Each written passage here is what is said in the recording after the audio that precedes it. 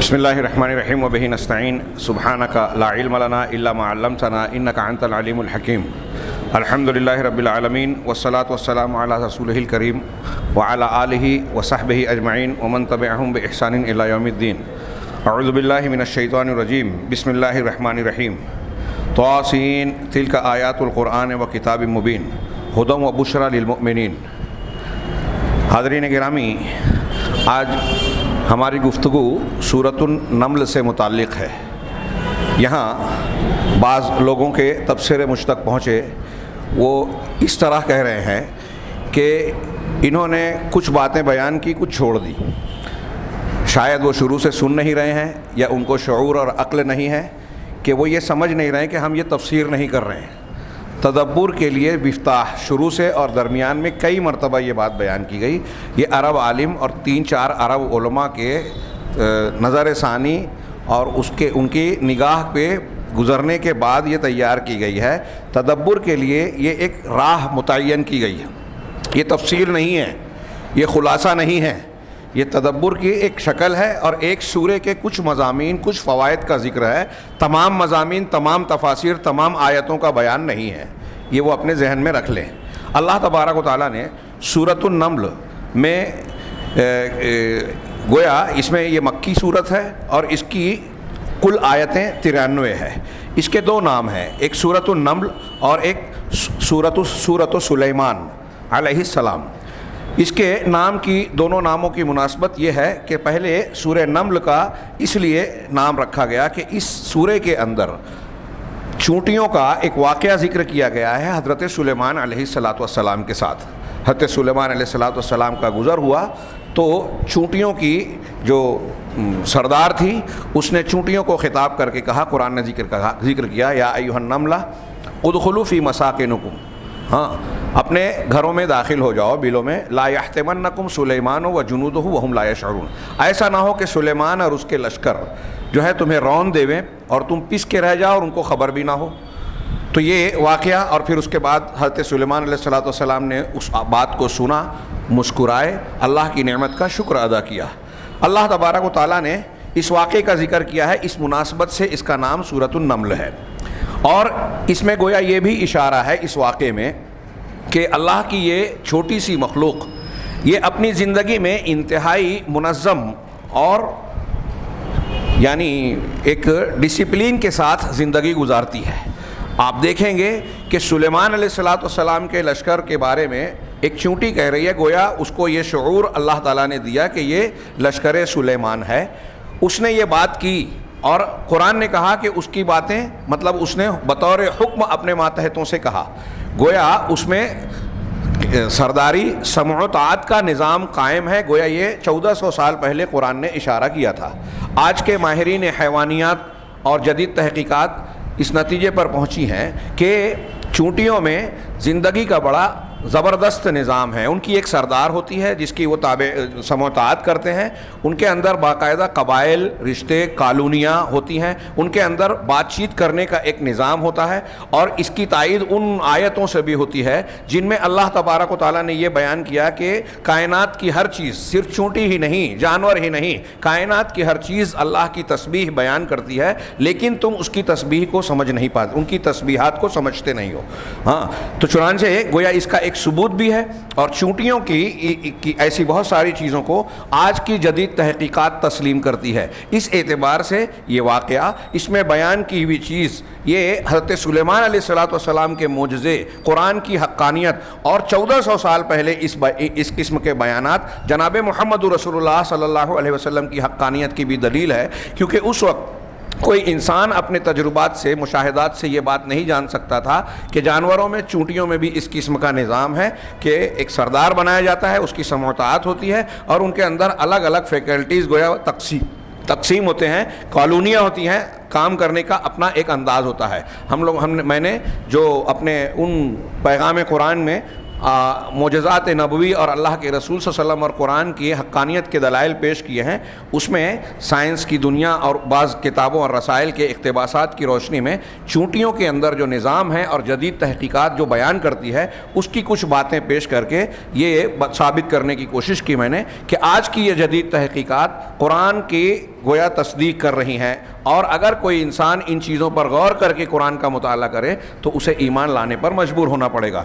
تو چونٹیاں اپنی زندگی میں بڑی منظم ہیں اور ان کے یہاں ایک قسم کا تفوق ہے۔ ہاں، جب چونٹیوں میں یہ نظام اور تفوق پایا جاتا ہے، نظم و ضبط پایا جاتا ہے، تو انسان کا معاملہ کیسا ہونا چاہیے جسے اللہ تعالیٰ نے عقل و فہم سے نوازا ہے۔ دوسرا نام اس سورت کا سورۃ سلیمان ہے، اس لیے کہ یہ سورت کریمہ اللہ کے نبی حضرت سلیمان علیہ السلام کے واقعے کے لیے خاص ہے، اور اس واقعے کو اس تفصیل کے ساتھ کسی اور سورہ میں بیان نہیں کیا گیا، اس لیے اس کو سورہ سلیمان بھی کہا جاتا ہے۔ اس سورت کے ابتدا کا تعلق اس کے آخر کے مضمون سے۔ سورہ نمل جو ہے وہ قرآن کے ذکر سے شروع ہوتی ہے، چنانچہ اللہ تعالیٰ نے فرمایا تواسین، یہ حروف مقطعات میں سے ہے، تلک آیات القرآن و کتاب مبین، یہ قرآن کی آیتیں ہیں اور کتاب مبین ہیں، یعنی کھلی ہوئی اور واضح کتاب۔ یہ کئی طریقے سے واضح ہے، اس کا سمجھنا آسان ہے، معنی اور مفہوم اور مقصود ایسا ہے جو ہر انسان کو، وہ کسی بھی ذہنی سطح کا ہو، اگر پاگل نہیں ہے تو اسے ضرور سمجھ میں آئے گا، اور یہ واضح ہے اپنے دلائل میں، واضح ہے ہر اعتبار سے۔ چنانچہ اسی بنیاد پر ہدی و بشریٰ للمؤمنین، مومنین کے لیے ہدایت اور بشارت ہے، ہدایت اور بشارت ہے سب کے لیے، لیکن چونکہ مومنین ہی اس سے فائدہ اٹھاتے ہیں اس لیے ان کی تخصیص کی۔ وَأَنَّهُ، اب اس سے پتہ چلتا ہے کہ یہ قرآن ہی ہدایت اور کامیابی کا راستہ ہے، اور اسی کے ذریعے سے انسان ہدایت پا سکتا ہے، اس سے ہٹ کر نہیں۔ یہ آغاز کلام ہے سورۃ النمل کا۔ آخر میں اس قرآن کریم کی اس سورت نے یہ بتایا کہ ہدایت اور فلاح کا راستہ قرآن ہی ہے، چنانچہ اللہ نے فرمایا وَأَنْ أَتْلُوَ الْقُرْآنَ، ہاں، اور یہ کہ میں تم پر قرآن کی تلاوت کروں، فَمَنِ اهْتَدَىٰ فَإِنَّمَا يَهْتَدِي لِنَفْسِهِ، جو ہدایت یاب ہو گیا تو وہ اپنے آپ کے لیے راستہ پاتا ہے، ہدایت حاصل کرتا ہے۔ وَمَنْ ضَلَّ، اور جو گمراہی کا شکار ہو گیا، فَقُلْ إِنَّمَا أَنَا مِنَ الْمُنذِرِينَ، تو آپ یہ کہہ دیجئے کہ میں تو بس آگاہ کرنے والوں میں سے ہوں، ڈرانے والوں میں سے ہوں، یہ میرا کام ہے، اور اگر تم اسے قبول نہیں کرتے تو اب اس کے ذمہ دار تم ہو۔ چنانچہ یہ آخر کی آیت ہے، پہلے کی آیت بھی اور آخر کی آیت کا تعلق بالکل واضح ہے کہ مضمون بالکل جڑا ہوا ہے۔ وَذَلِكَ، یہ اس لیے کہ قرآن کریم اس بات کی وضاحت کرنے کے لیے ہے کہ یہی قرآن کریم ہی دنیا اور آخرت کی خیر اور بھلائی کا سبب ہے، اس کا ذریعہ ہے۔ اس سورت کا محور رئیسی یا مرکزی عنوان الغایۃ من التفوق الحضاری، تہذیب و ثقافت کی جو برتری ہے اس کا مقصد کیا ہے، اس کی انتہا اور اس کا مقصد کیا ہے۔ سورہ مبارکہ کے چند موضوعات، پھر سے میں کہوں کہ یہ سارے موضوعات، ساری آیات، سارے مضامین کا مجموعہ نہیں ہے، یہ بطور نمونہ تدبر کے لیے راستہ بیان کرنے کا ایک گویا انداز ہے جو ان علماء نے پیش کیا کہ اس کو پڑھنے کے بعد آپ اس سورت کا مطالعہ کریں اور پھر غور و فکر کریں تو اس کے مضامین میں آپ کو غور و فکر کرنے کا ایک انداز ملے گا۔ چنانچہ کہتے ہیں کہ بیان و عناصر التفوق الحضاری علی النحو التالی، کہ انسان کی تہذیب و ثقافت کا تفوق، ہاں، اس کے کیا عناصر ہیں، آپ اپنی تہذیب و ثقافت میں کس طریقے سے بلندی اختیار کر سکتے ہیں، اس بلندی کے عناصر کیا ہیں، اس کا ذکر اس سورت کے اندر مختلف آیتوں میں پھیلا ہوا نظر آئے گا۔ چنانچہ نمبر 1 انہوں نے کہا کہ الہدف الاسما، سب سے بلند مقصد، آپ کی تہذیب و ثقافت کی بنیاد، جڑ اور روح وہ یہ ہے کہ آپ رحمان کی رضامندی کے سلسلے میں اللہ تبارک و تعالیٰ کی نوازشات اور اللہ کے انعامات کا شکر ادا کریں، اس کی نعمتوں کا شکر ادا کریں۔ چنانچہ اس سلسلے میں انہوں نے بطور دلیل اس سورت کی ایک آیت کا ذکر کیا، آیت نمبر 19 کا، جب چونٹی نے اپنے دوسری چونٹیوں سے کہا کہ اپنے بلوں میں داخل ہو جاؤ، سلیمان اور اس کا لشکر تمہیں روند نہ ڈالے اور اسے خبر نہ ہو، تو یہ سن کر اللہ تعالیٰ نے فرمایا فَتَبَسَّمَ ضَاحِكًا مِّن قَوْلِهَا، حضرت سلیمان علیہ السلام اس کی بات سن کر، من قولہا، اس کے قول کی وجہ سے اس کے بات کو سن کر مسکرا دیے، مسکرا کر ہنس پڑے، تبسم ضاحکا، ہنستے ہوئے مسکرا دیے، ہاں، وقال، اور کہا، یہ دعا مانگی اللہ تعالیٰ سے، رب اوزعنی ان اشکر نعمتک التی انعمت علی وعلی والدی وان اعمل صالحا ترضاہ وادخلنی فی عبادک الصالحین۔ بڑی شاندار دعا کہ پروردگار اوزعنی، ہاں مجھے توفیق دے۔ اوضع کا کئی معنی ہوتا ہے، میں اس کی تفصیل میں نہیں جا رہا ہوں، تفسیر میں یہاں جو عام طور سے ترجمہ کیا جاتا ہے، مجھے تو توفیق دے، ہاں ان اشکر نعمتک التی انعمت علی، کہ میں شکر ادا کروں تیرے اس انعام اور نعمت پر، فضل پر جو تو نے مجھ پر کیا، وعلی والدی اور میرے والدین پر کیا، وان کیا ہے، رب اوزعنی ان اشکر نعمتک التی انعمت علی وعلی والدی وان اعمل صالحا ترضاہ، اور میں وہ صالح اور نیک عمل کروں جو تجھے پسند ہے، وَأَدْخِلْنِي بِرَحْمَتِكَ فِي عِبَادِكَ الصَّالِحِينَ، اور اپنی رحمت سے تو مجھے اپنے صالح اور نیک بندوں میں شامل کر دے۔ بڑی شاندار دعا۔ حضرت سلیمان علیہ السلام نے یہ دعا کر کے توفیق مانگی کہ میں تیری اس نعمت کا شکر ادا کروں۔ چونٹی کی آواز سننا، چونٹی کی بات کو سن کر حضرت سلیمان علیہ السلام کو سمجھ لینا ظاہر سی بات ہے کہ اللہ تبارک و تعالیٰ کا ایک امتیازی انعام تھا جو حضرت سلیمان علیہ السلام کو عطا ہوا تھا۔ اس کا ذکر سرسری سا آگے بھی آ رہا ہے۔ نمبر 2، یہ تو تہذیب و ثقافت کی بلندی کا نشان پہلا یہ ہے کہ اس کے ماننے والے ہم اور آپ اگر اعلیٰ تہذیب والے ہیں تو اس کی ایک صفت یہ ہونی چاہیے کہ اللہ کی نعمتوں کے شکر گزار ہوں، ناشکرے نہ ہوں۔ پہلی بات گویا ایک تہذیب کی علامت اور سب سے بلند مقصد یہ ہے۔ دوسرا العلم، کہ علم ہونا چاہیے۔ اللہ تبارک و تعالیٰ نے آیت نمبر 16 میں فرمایا وَوَرِثَ سُلَيْمَانُ دَاؤُدَ، کہ سلیمان داؤد کے وارث ہوئے۔ یہ حکومت کی وراثت، مال و دولت کی وراثت، گھر بار کی وراثت نہیں تھی، یہ علم کی اور خاص طور سے علم نبوت کی وراثت تھی۔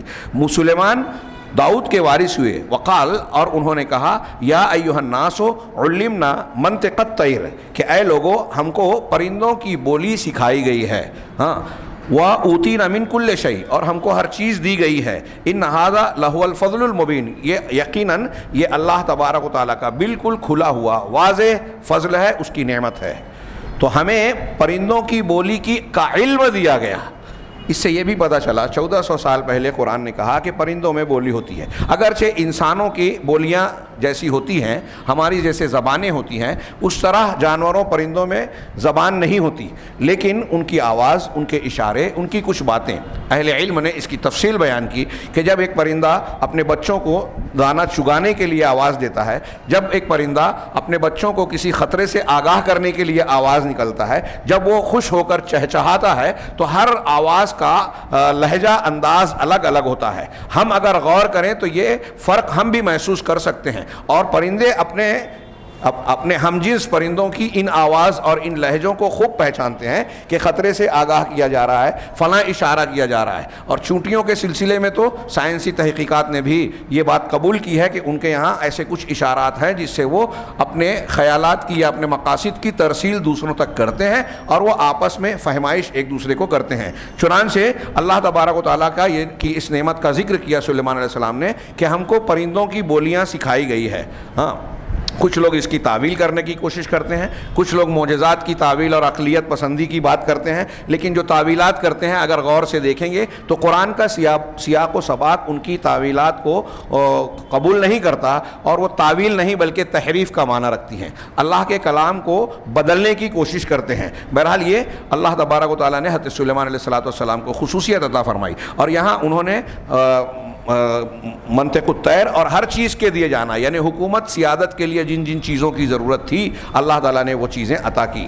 اب اس میں جو خصوصی طور پر ان کو علم دیا گیا، طاقت و قوت سے نوازا گیا، اس کا بعض بیان سورہ سبا، سورہ سعد اور دوسری صورتوں میں بھی کیا گیا کہ داؤد اور ان لوگوں کے لیے اللہ تبارک و تعالیٰ نے کیا کیا خصوصیات دی تھی۔ لوہے کو حضرت داؤد علیہ السلام کے لیے نرم کر دیا گیا، حضرت سلیمان علیہ السلام کے لیے جو ہے ہواؤں کو، تیز رفتار ہواؤں کو جو ہے ان کا تابع بنایا گیا، غدوھا شہر و رواحھا شہر، کہ صبح میں ان ہواؤں کے دوش پر سوار ہو کے وہ چلتے تو 1 مہینے کی مسافت طے کر لیتے، شام میں چلتے تو 1 مہینے کی مسافت طے کر لیتے. تو گویا یہ علم اور یہ ٹیکنالوجی اس زمانے کے اعتبار سے بطور معجزہ اللہ تبارک و تعالیٰ نے ان کو عطا کی تھی. ٹیکنالوجی کا لفظ میں نے سمجھانے کے لیے استعمال کیا, یہاں درست نہیں ہے اس کا لفظ. خیر, اللہ تبارک و تعالیٰ نے گویا اس آیت کا جو تذکرہ کیا کہ ہزاری اور تہذیبی تفوق کے لیے, برتری کے لیے صاحب علم ہونا چاہیے. اور ان باتوں میں ایک ضمنی بات یہ بھی سمجھ میں آتی ہے کہ حضرت سلیمان اور داؤد ایک دوسرے کے وارث ہو رہے ہیں, تو علم نبوت بنیاد ہے, اہمیت کی حامل چیز ہے. لیکن ساتھ ساتھ علم نبوت کے ساتھ یہاں دیکھیے کہ ان کو پرندوں کی بولی سکھائی جا رہی ہے. حضرت داؤد کو, سلیمان علیہ السلام کو ایسی دنیاوی بعض چیزیں اور ہنر سکھائے گئے. تو اس سے یہ معلوم ہوا کہ انسان کو اپنی زندگی کو آسان بنانے کے لیے جن چیزوں کو استعمال کرنا چاہیے ان کا علوم حاصل کرنا بھی فضیلت کی چیز ہے.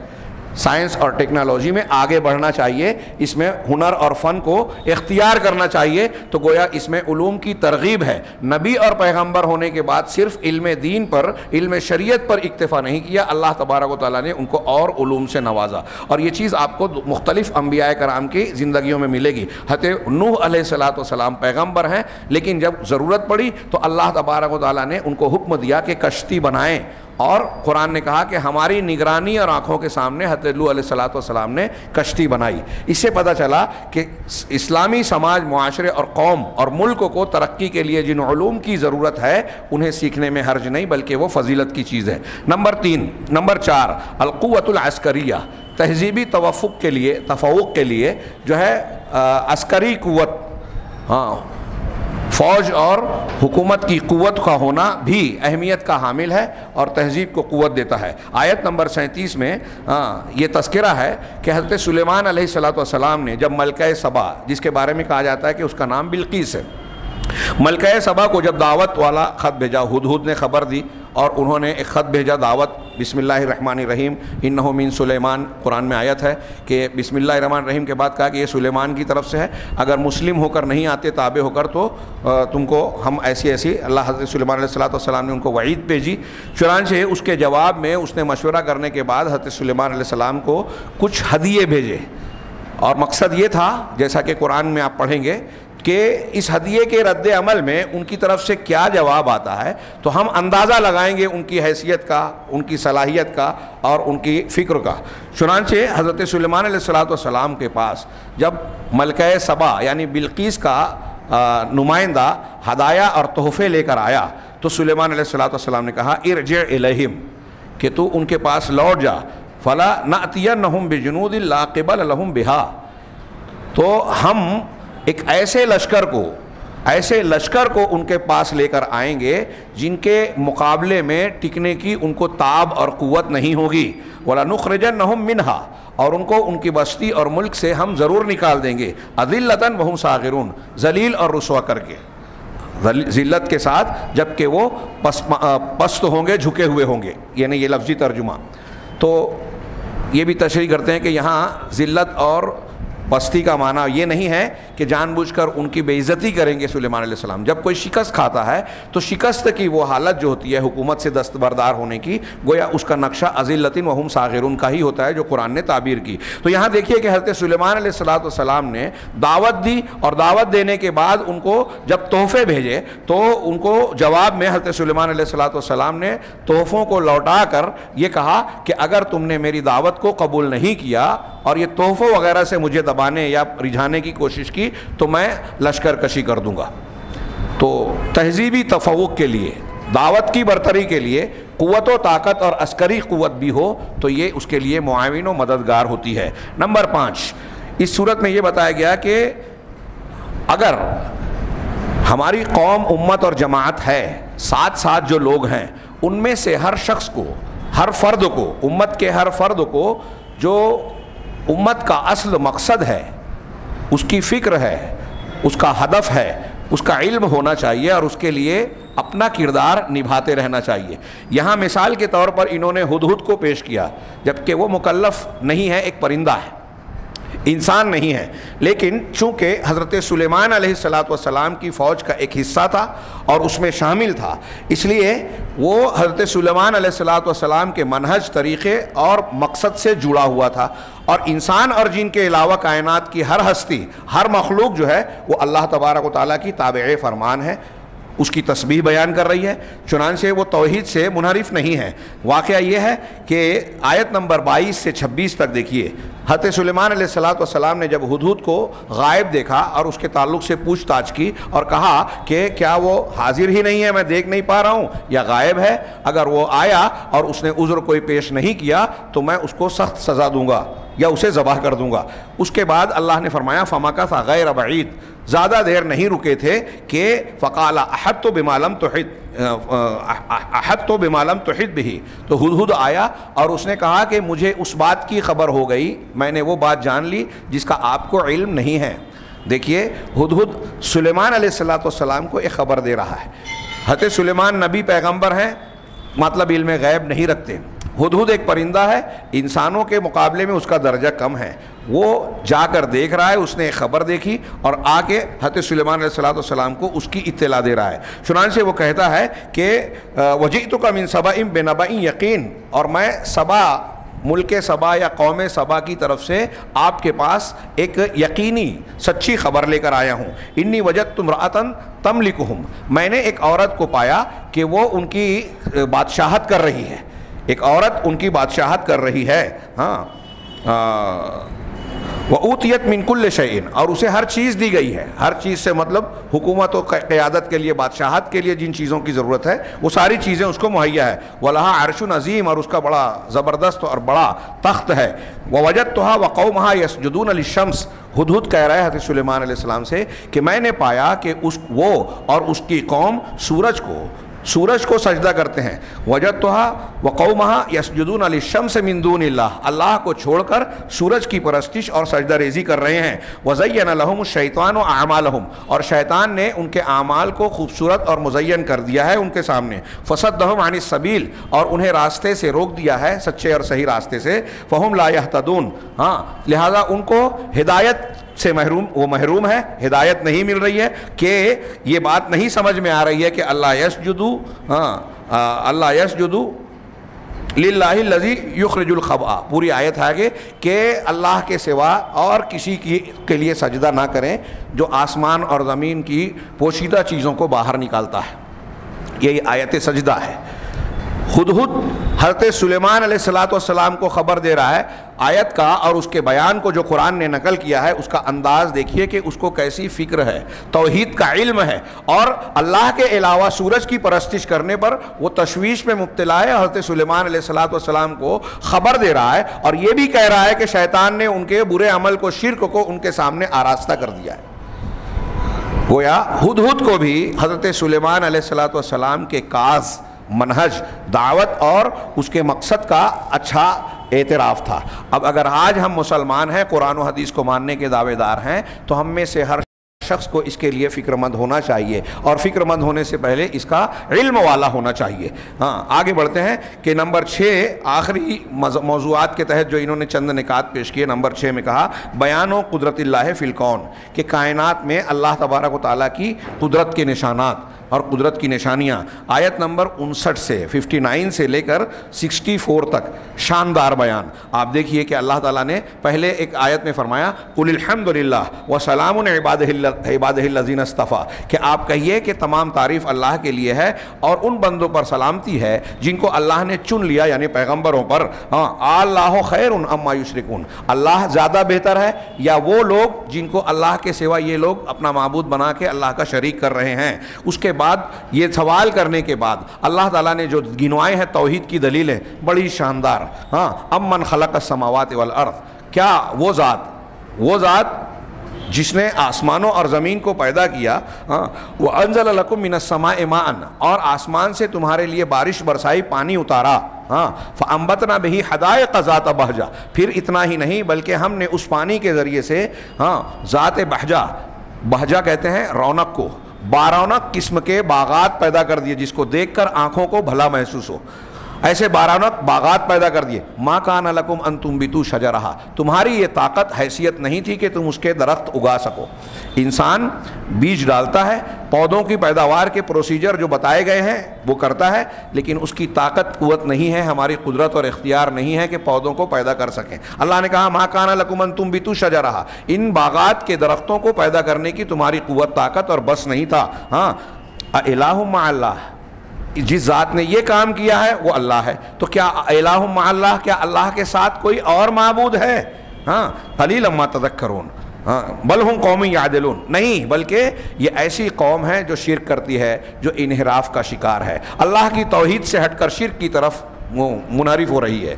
پھر اس کے بعد اللہ نے اور نعمتوں کا ذکر کیا. امن جعل الارض قرارا وجعل خلالها انہارا, کیا وہ ذات جس نے زمین کو قرارگاہ ٹھہرنے کی جگہ بنائی اور اس کے درمیان جو ہے مختلف نہریں جاری کی. وجعل لها رواسیا, اس میں پہاڑ جو ہے بنا دیے. وجعل بین البحرین حاجزا, اور دو سمندروں کے درمیان آڑ بنا دی. الہ مع اللہ, کیا اللہ کے ساتھ کوئی اور معبود ہے؟ پڑھتے جائیے یہ 64 آیت تک کہ کیا وہ ذات جس نے یہ کیا یہ کیا یہ کیا. یہ وہ چیزیں تھی ربوبیت کے وہ نشانات جو مشرکین مکہ بھی مانتے تھے کہ کائنات, آسمان, زمین, بارش کا برسانا, موت و آیات کا, آگے ان چیزوں کا بھی تذکرہ ہے. یہ ساری چیزیں صرف اللہ کی قوت و اختیار میں ہے.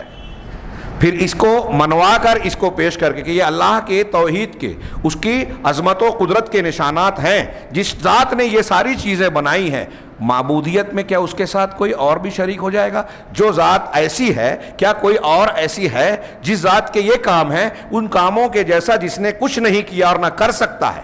تو کیا اس کے حقوق میں اس کو شریک کیا جا سکتا ہے؟ کتنی بڑی ناانصافی اور کتنا بڑا ظلم ہے. اللہ تبارک و تعالیٰ نے یہ توحید کے دلائل اور اللہ کی قدرت کے یہ نشانات ان آیتوں میں بڑے شاندار انداز میں بیان کیے, جو بہت آدمی اگر پڑھے تو یہ اللہ علم کے ساتھ ساتھ اللہ کی عظمت و کبریائی کو دلوں میں جمانے والی چیزیں ہیں. فوائد و لطائف حول السورۃ المبارکہ, اس مبارک سورت کے ضمن میں چند فوائد اور لطائف. نمبر 1, انتقلت الآیات المبارکہ بعد بیان عناصر التفوق الحضاری. آیتوں میں, سورہ نمل کی آیتوں میں تفوق حضاری یعنی تہذیبی بالادستی اور تہذیب کے اعلیٰ شاندار تہذیب کے نشانات اور گر, عناصر اور نسخے بیان کرنے کے بعد اس سورت کی آیتیں جو ہے اللہ کائنات میں اللہ کی قدرت کے بیان کی طرف پھر گئیں. کیوں؟ وذالک للتذکیر, یہ اس بات کی یاد دہانی کے لیے, نصیحت کے لیے کہ اللہ تبارک و تعالیٰ ہی وہ ذات ہے جس نے اس بالادستی اور تہذیب کو شاندار بنانے کے اسباب کو سبب بنایا ہے. اسی ذات نے تہذیب کے عناصر عطا کیے ہیں. ہم زندگی کیسے گزاریں اور بہتر سے بہتر زندگی مہذب طریقے سے کس طرح زندگی گزاریں, اس کے عناصر, اس کے اسباب, اس کے نسخے بھی اللہ تبارک و تعالیٰ نے ہی دیے ہیں, جس نے اس کائنات کا وجود بخشا. لہٰذا اللہ کہہ رہا ہے فلا ننشغل بالاسباب عنہ سبحانہ. کیا بات کہی کہ جب اللہ نے ان ساری چیزوں کو, ان عناصر کو, اسباب کو پیدا کیا ہے تو ہم کو یہ نہیں کرنا چاہیے کہ اللہ بنانے والے کی طرف سے غافل ہو کر ان اسباب میں الجھ جائیں. اب یہ الجھنا یہ ہے, ایک تو یہ کہ اللہ کا حق ان مخلوقات کو دے دیں, دوسرا یہ کہ دنیا میں جو اسباب ہیں ان میں مشغول ہو کر اصل ذات کو ہم فراموش کر دیں, اس کے حقوق کو رون ڈالیں. نمبر 2, یہ آیتیں جو بیان کی گئیں اللہ کی قدرت کے نشانات, مختلف چیزوں کو کائنات کی بیان کرنے کے بعد بار بار اللہ نے سوال کیا الہ مع اللہ, الہ مع اللہ, کیا اللہ کے ساتھ کوئی اور الہ معبود ہے, عبادت کے لائق کوئی اور ذات ہے؟ تو یہ تکرار جو کی گئی الہ مع اللہ کی, تاکہ بندے لکھے لا یجعل اللہ عباد للہ شرکاء فی ھذا التفوق, کہ تہذیب اور اس بلندی کے اس معاملے میں بندے اللہ کے ساتھ دوسروں کو شریک نہ بنائیں. چنانچہ یہ ساری نعمتیں جو اللہ نے دی ہے, زمین, آسمان, پیڑ پودے, جن کے ذریعے سے اپنی زندگی کو ہم آسان اور اعلیٰ درجے کی بنائے ہوئے ہیں, دوسرے جانوروں, مخلوقات کے مقابلے میں زیادہ اونچائی پر لے گئے ہیں. انسان جو ہے دوسری مخلوقات کے مقابلے میں اعلیٰ زندگی گزارتا ہے. تو اس تفوق کے دینے والی ذات کے ساتھ کسی دوسرے کو شریک نہ کریں. سب کچھ نوازنے والی ذات وہی ہے. چنانچہ یہ جو کچھ ہمیں حاصل ہے, بلندیاں اور اشرفیت دوسرے مخلوق کے مقابلے میں, ہاں, یہ سب اللہ وحدہ لا شریک کی طرف سے ہے اور اسی کے ارادے سے ہم کو ملی ہیں. نمبر 3, من الواجبات الشرعیہ علی من واللہ, بڑی پیاری ایک بات کہی کہ جس کو اللہ تبارک و تعالیٰ نے کوئی عہدہ، منصب، ذمہ داری دی ہے، کوئی بھی عہدہ، کسی قوم کا سردار ہے، کسی ملک کا سربراہ ہے، یا کسی چھوٹے سے گھر کا ذمہ دار ہے، تو جس کو بھی اللہ تبارک و تعالیٰ نے ذمہ دار بنایا ہے، ولایت سے نوازا ہے، تو کوئی بھی ولایت ہو، کوئی بھی ذمہ داری ہو، تو اس کے شرعی واجبات میں سے یہ ہے، شرعی طور سے اس کے فرائض میں یہ بات داخل ہے کہ وہ اپنے ماتحتوں کے معاملات کی جانچ پڑتال کرے، ان کی نگرانی کرے، دیکھ بھال کرے، اور ان کے حالات اور ان کی ضروریات سے غافل نہ ہو۔ آپ غور کیجئے کہ حضرت سلیمان علیہ السلام پیغمبر ہونے کے ساتھ ساتھ بادشاہ بھی تھے، اور آپ کی بادشاہت دنیا کے تمام بادشاہوں سے نرالی، الگ اور اللہ کے ایک معجزے کے ساتھ تھی، وہ یہ کہ پرندوں اور بعض دوسری مخلوقات کو بھی آپ کا تابع بنایا گیا۔ چنانچہ اللہ جب وہ پرندے آپ کے اوپر سایہ فگن ہوتے تو اللہ تعالیٰ نے ذکر کیا آیت نمبر 20 میں سورہ نمل کی کہ وَتَفَقَّدَ الطَّيْرَ، کہ سلیمان نے پرندوں کی جانچ پڑتال کی، ڈھونڈا، تلاش کیا، ان کی نگرانی کی۔ فقال ما لیا لا ارى الهدهد ام كان من الغائبین، آپ نے پرندوں کی دیکھ بھال کی، ان کا جائزہ لیا تو اور کہنے لگے کیا بات ہے کہ میں ہدہد کو دیکھ نہیں رہا ہوں، یا ہدہد مجھے نظر نہیں آ رہا ہے، ام كان من الغائبین، یا پھر وہ واقعی غیر حاضر ہے، غائب ہے، یعنی وہ موجود نہیں ہے، یا ہے اور مجھے دکھائی نہیں دے رہا ہے۔ اب دیکھیے کہ حضرت سلیمان علیہ السلام کے ساتھیوں اور لشکر میں جو پرندے ہیں ان میں ہدہد بھی ہے، جب ہدہد موجود نہیں ہے تو حضرت سلیمان علیہ السلام اس کے بارے میں پوچھ رہے ہیں۔ اس کا مطلب ایک ذمہ دار انسان کو چاہیے کہ وہ اپنے ماتحت لوگوں کی نگرانی کرے، دیکھ بھال کرے، ان کا خیال رکھے، اور پھر اتنا ہی نہیں، وہ بے عذر جب غیر موجود ہے تو سخت بات بھی کہی آگے اسی آیت کے بعد آیت نمبر 21 میں کہ میں اسے اگر وہ آیا تو اسے سخت سزا دوں گا یا اسے ذبح کر دوں گا، الا یہ کہ وہ کوئی عذر پیش کرے۔ اس سے یہ بھی پتہ چلتا ہے کہ اگر ماتحتوں میں سے کوئی شخص اگر کوئی غلطی کر رہا ہے یا حاکم کی حکم کی بظاہر مخالفت کر رہا ہے، لیکن اگر اس کے پاس عذر ہے تو پھر اسے سزا نہیں دینی چاہیے۔ یہ گویا اصول آداب ہمیں اس آیت سے معلوم ہوتا ہے۔ اور پھر اس ضمن میں اللہ کے رسول صلی اللہ علیہ وسلم کا یہ فرمان بھی انہوں نے نقل کیا کہ اللہ کے رسول نے فرمایا کلکم راعٍ وکلکم مسئول عن رعیتہ، تم میں کا ہر شخص ذمہ دار ہے اور اپنی ذمہ داری کے تعلق سے اس سے پوچھا جائے گا۔ بخاری اور مسلم کی یہ مشہور روایت ہے۔ نمبر 4، من علم ان الدنیا فانیہ، جس شخص کو یہ اس بات کا علم اور یقین ہے کہ یہ دنیا فنا ہونے والی ہے اور آخرت باقی رہنے والی پائیدار ہے، تو لم یفرح الا بنعمت الدین، تو وہ شخص جو ہے دین کی نعمت کے علاوہ کسی اور نعمت پر خوش نہیں ہوگا یا اترائے گا نہیں۔ مست اور مگن ہونا فرح کہتے ہیں۔ خوشی ہوگی فطری طور سے دنیاوی نعمتوں پر بھی، لیکن حقیقی خوشی کی لذت ایک انسان اس وقت محسوس کرے گا جب اسے دین اور دین حق کی نعمت حاصل ہو، قرآن اور حدیث کا علم حاصل ہو، اس پر عمل کرنے کی توفیق حاصل ہو۔ یہی وجہ ہے کہ رمضان المبارک کی عبادت دین کی شکل میں جب ہم کو نعمت ملتی ہے، اجر و ثواب حاصل کرنے کی توفیق ملتی ہے، تو اس کے شکرانے میں عید دی گئی کہ اس اللہ تعالیٰ نے قرآن میں کہا کہ اللہ کی رحمت اور اس کے فضل پر لوگوں کو خوشی اختیار کرنا چاہیے۔ تو اب جو شخص جانتا ہے کہ دنیا فنا ہونے والی ہے تو دنیا کی کتنی بھی نعمت مل جائے، یہ حقیقی خوشی تھوڑی ہے۔ یا تو ہم وہ نعمت چھوڑ کے چلے جائیں گے یا ہماری طاقت نہیں رہے گی کہ ہم ان نعمتوں سے فائدہ اٹھا سکیں، اور آخرت باقی رہنے والی ہے۔ جب یہ عقیدہ ہوگا تو دین کی نعمت کو سب سے زیادہ ترجیح بندہ دے گا اور اس نعمت کے ملنے پر خوش ہوگا۔ وَلَا يَلْتَفِتُ إِلَىٰ نِعْمَتِ الدُّنْيَا، اور دنیا کی نعمت کی طرف وہ ملتفت نہیں ہوگا۔ اس بات کو پر استدلال کیا انہوں نے اس آیت سے، جس میں یہ تذکرہ ہے کہ ملکہ سبا بلقیس کا نمائندہ تحفے لے کر آیا۔ اب ظاہر سی بات ہے ایک حکمراں نے ایک حکمراں کو اگر تحفہ بھیجا ہے تو قیمتی تحفے رہے ہوں گے، چنانچہ ان تحفوں کے لانے پر اللہ تعالیٰ نے تبصرہ کیا، سلیمان علیہ السلام کا رد عمل بتایا۔ فلما جاء سلیمان قال اتمدوننی بمال، جب وہ آیا وہ شخص سلیمان علیہ السلام کے پاس تحفے لے کر، تو اس نے کہا کیا تم مجھے مال سے مدد دینا چاہتے ہو؟ فما آتانی اللہ خیر مما آتاکم، تو اللہ نے جو مجھے دیا ہے وہ تم کو جو دیا ہے اس سے کہیں بہتر ہے۔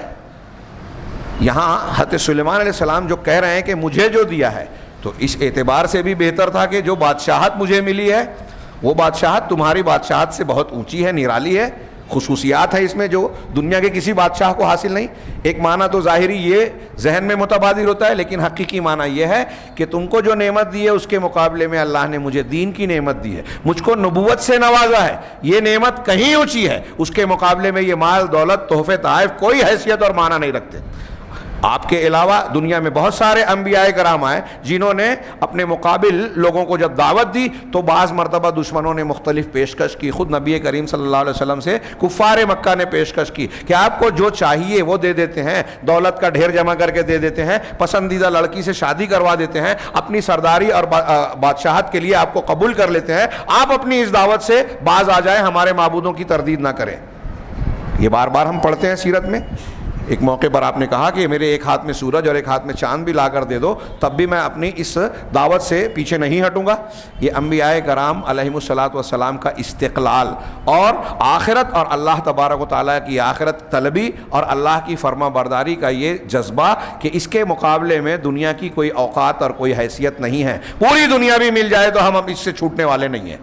حضرت سلیمان علیہ السلام نے کہا کہ بل انتم بہدیتکم تفرحون، پس تم ہی اپنے اس ہدیے پر، اس تحفے پر خوش رہو. ہاں تم اپنے اس ہدیے پر خوش رہو، مجھے یہ سب چیزیں نہیں چاہیے. ہاں اگر تم نے میری دعوت قبول نہیں کی تو میں ایسا ایسا کروں گا، جو پیچھے آیت گزری کہ میں ایسا لشکر لاؤں گا جس کا مقابلہ تم نہیں کر سکتے. نمبر 5 یہاں لطائف اور فوائد نے ذکر کیا، ینبغی للعبد ان یقبل الحق من ای احد، کہ بندے کے لیے یہ مناسب ہے کہ حق کو قبول کرے ہر کسی سے. کوئی بھی شخص اگر حق بات، سچ بات، اچھی بات کہہ رہا ہے تو قبول کر لے. ہاں وَلَوْ كَانَ مُخَالِفًا لَهُ فِي الدِّينِ، چاہے وہ دین میں ہمارا مخالف ہی کیوں نہ ہو. ہم مسلمان ہیں، کوئی غیر مسلم اگر ہمیں صحیح بات کہہ رہا ہے تو اگر وہ بات صحیح ہے تو اس لیے اس کی صحیح بات کو ہم رد نہ کر دیں کہ وہ غیر مسلم کہہ رہا ہے، صحیح بات ہے تو قبول کر لیں. اس لیے کہ دلیل دیتے ہوئے کتنی پیاری دلیل دی کہ فَإِنَّ اللَّهَ تَعَالَى صَدَّقَ عَلَى قَوْلِ بلقیس، اس لیے کہ اللہ تعالیٰ نے بلقیس کے قول کی تصدیق کی جبکہ وہ کافر تھی، کافرہ تھی. اس نے جب یہ کہا مشورہ کرتے ہوئے کہ میرے پاس سلیمان کے پاس سے ایک خط آیا ہے، تم لوگ کیا مشورہ دیتے ہو، تو اس کے درباریوں نے کہا تھا، مقربین نے، کہ ہم اولی باس شدید، سخت قوت والے ہیں، ہاں ویسے معاملے کا فیصلہ تم کرو. ایک طرف یہ کہا کہ ہمارے پاس فوج ہے، طاقت ہے، قوت ہے، مطلب اگر ہم مقابلہ کرنا چاہیں تو کر سکتے ہیں. ایک بات یہ کہی، لیکن اس کے بعد اسی کے ذمے معاملہ کہہ دیا. تو اب بلقیس نے غور و فکر کرتے ہوئے ایک بات کہی کہ ان الملوک اذا دخلوا قریۃ افسدوها، کہ دیکھو ہوتا یہ ہے کہ جب بادشاہ لوگ، ملوک ملک کی جمع، بادشاہ جمع ہے، بادشاہ جب کسی بستی میں داخل ہوتے ہیں، جنگ کر کے فاتحانہ داخل ہوتے ہیں، افسدوها تو اس کے اندر فساد برپا کر دیتے ہیں. ہاں وہاں فساد مچاتے ہیں. وجعلوا اعزۃ اہلها اذلہ، اور اس بستی کے عزت دار لوگوں کو ذلیل کر دیتے ہیں. یہ ملک ہے سبا، بلکہ گویا یہ جنگوں کی تاریخ ہے. جب بھی جنگ ہوتی ہے تو عام طور سے اہل اسلام کے علاوہ دنیا میں جتنے لوگوں نے جنگیں کی تو وہ اپنے شکست خوردہ دشمن کے ساتھ وہ یہی سلوک کرتے رہے کہ شہروں میں گئے تو لوٹ مار، جلانا، توڑنا پھوڑنا، عزتیں لوٹنا، اور جو نقصان پہنچا پاتے ہیں پہنچاتے ہیں. کیونکہ جنگ، مقابلہ، گھر سے دوری، یہ جھلاہٹ کے شکار. مولانا ابوالکلام آزاد نے جنگی اخلاقیات پر مستقل مضمون لکھے ہیں، بڑا شاندار ہے. لیکن اسلام نے یہ مزاج بالکل بدل دیا کہ مسلمان اگر جا بھی رہے ہیں کہیں فاتحانہ تو کسی ناجائز چیز کو بے دست درازی نہیں کرتے، نہ عزت پر نہ مال و اسباب پر. بہرحال تو یہ بلقیس نے جب یہ بات کہا تو اللہ تبارک و تعالیٰ نے اس کے اس بات کو قرآن میں نقل کیا، فقال سبحانہ، اور اس کے بعد اللہ تعالیٰ نے یہ کہا وَكَذَلِكَ يَفْعَلُونَ، اور وہ ایسے ہی کرتے ہیں. گویا اللہ نے ملکہ سبا جو کافرہ تھی اس کی بات کی تصدیق کی. پتہ یہ چلا کہ اگر کافر بھی کوئی بات صحیح کہہ رہا ہے تو اسے صحیح ماننے میں کوئی حرج نہیں ہے. نمبر 6 اور آخری بات، انہوں نے ایک نصیحت کی دعا کے سلسلے میں جو اس میں مذکور ہے، جس کا تذکرہ ہوا تھا کہ اذا من اللہ علیک بنعمت، جب اللہ تعالیٰ آپ پر کوئی نعمت کرے، کوئی انعام دے آپ کو، دنیا کی نعمت ہو یا آخرت کی نعمت، تو اللہ تبارک و تعالیٰ سے یہ مبارک دعا آپ ضرور کریں، فیکفیک اللہ ذکرہ فی القرآن مرتین. آپ کے لیے اتنی بات کافی ہے کہ اللہ تبارک و تعالیٰ نے اس دعا کو قرآن مجید میں 2 جگہ ذکر کیا. آخری کے الفاظ میں تھوڑا سا فرق ہے، باقی اس دعا کو قرآن مجید میں 2 جگہ ذکر کیا ہے، تنویحاً بفضلہ، اس کی فضیلت کو بیان کرتے، اجاگر کرتے ہوئے. چنانچہ سورہ نمل میں جو ابھی ہم نے دعا پڑھی یہ دعا ہے. حضرت سلیمان نے کہا رب اوزعنی ان اشکر نعمتک التی انعمت علیہ، پروردگار مجھے توفیق دے کہ میں تیرا شکر ادا کروں تیری اس نعمت پر جو تو نے مجھ پر کیا ہے، جو تو نے مجھ پر انعام کیا ہے، وعلی والدی، اور جو میرے والدین پر کیا ہے، وان اعمل صالحا ترضاہ، اور یہ کہ میں نیک عمل کروں جسے تو پسند کرتا ہے، وادخلنی برحمتک فی عبادک الصالحین، اور اپنی رحمت سے تو اپنے نیک اور اچھے بندوں میں مجھے شامل کر لے. بڑی شاندار دعا. اور دوسری جگہ سورہ احقاف میں اللہ نے اس دعا کا ذکر کیا اور کہا رب اوزعنی ان اشکر، یعنی فرما بردار اولاد کا ذکر کرتے ہوئے کہا کہ وہ یہ دعا مانگتا ہے کہ رب اوزعنی ان اشکر نعمتک التی انعمت علی وعلی والدی، کہ پروردگار مجھے توفیق دے کہ جو نعمت تو نے مجھ پر اور میرے والدین پر کی ہے اس پر میں تیرا شکر ادا کروں اور نیک عمل کروں جس کو تو پسند کرتا ہے. واصلح لی فی ذریتی، اور تو میری اولاد کو بھی صالح بنا. یہاں یہ جملہ اضافہ ہے کہ میری اولاد کو بھی صالح بنا. انی تبت الیک و انی من المسلمین، میں نے تیری ہی طرف توبہ کی، تیری ہی طرف میں پلٹتا ہوں اور میں مسلمانوں میں سے فرما بردار لوگوں میں سے ہوں. اللہ تعالی ہمیں خیر کی توفیق دے. وآخر دعوانا ان الحمد للہ رب العالمین وصلی اللہ علی نبینا محمد.